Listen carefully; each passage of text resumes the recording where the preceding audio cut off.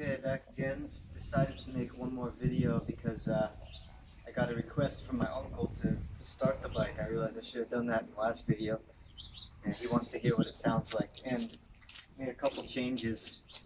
I got a new muffler. This is a stainless exhaust. It was about 3 times the price of the original exhaust, but it's much better. And sounds the same. It sounds the same amount of power, I think, but it's a much better looking and better, longer lasting exhaust. And another little change I made, come over here, was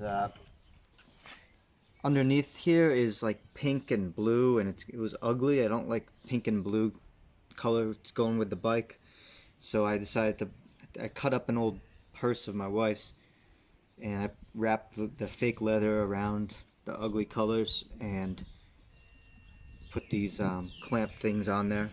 So I think that looks a little bit better. And now I think it's really done. There's not much else to do but start up the bike, and let's hear. I hope it starts.